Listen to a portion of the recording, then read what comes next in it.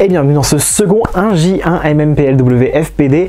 Aujourd'hui on parle de Mauvaises Herbes. Édité chez Les Arts Noirs, ce manga est juste une merveille. Alors déjà c'est un grand format. Hop, je vous montre quand même, avec le Magus of the Library que je vous ai présenté hier, donc la différence quand même de taille. Alors pas de jaquette pour ce manga, mais c'est pas grave parce que le contenu est extraordinaire. C'est une petite série, hein. Il y a un tome qui est là actuellement et ça va être une série en 4 tomes.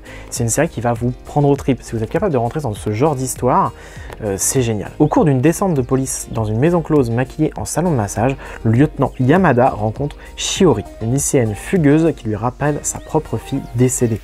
À peine raccompagnée chez elle par la police, Shiori disparaît de nouveau. Fuguant les coups de sa mère abusive, Yamada part à sa recherche, tandis que la jeune fille désemparée trouve refuge chez un inconnu à la bienveillance plus qu'équivoque.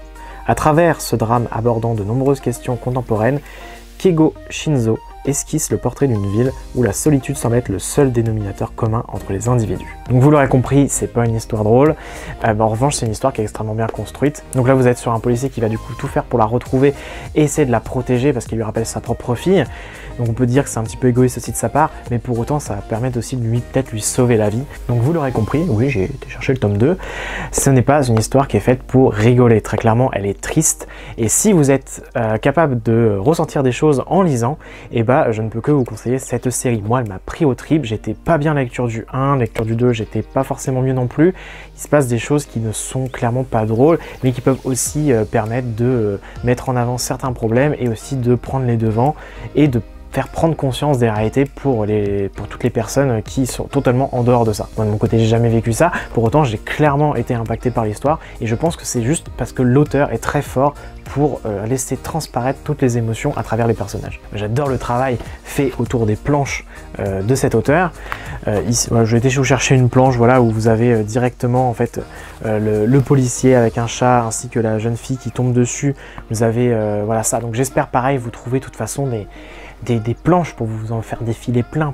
D'ailleurs, faut que je vais virer le son, parce que je pense que je vais essayer d'en mettre pas mal. Comprenez que voilà, moi j'ai été vraiment très affecté par ce manga, il m'a vraiment touché. C'est un des rares qui m'a mis dans un état un peu second où j'étais pas joasse en sortant de la lecture, mais c'était une bonne pageoisse, on va dire ça comme ça, c'est-à-dire que ça vous marque, ça vous prend aux tripes et c'est bien en fait ce genre de manga parce que ça veut dire que l'auteur a réussi à vous impacter. Donc je sais que moi déjà je vais essayer de me procurer ses autres œuvres. Alors je sais qu'il y a Tokyo Alenbro qui est aussi édité chez Les Arts Noirs, qui est fait par le même auteur. Donc pourtant c'est deux choses totalement différentes. Vous avez un manga qui est déluré au possible et qui est dans le comique à 100%, et vous avez cette histoire-là que je trouve encore meilleure du coup, qui elle est totalement à l'inverse quoi. Il n'y a rien de drôle là-dedans. Et je trouve ça ouf, parce que là vous arrivez sur un auteur qui est capable de maîtriser plusieurs lectures différentes. À voir ce que ça va donner sur la suite, mais en attendant, écrire des œuvres courtes qui sont très bonnes, c'est pas donné à tout le monde, je pense qu'il faut le suivre.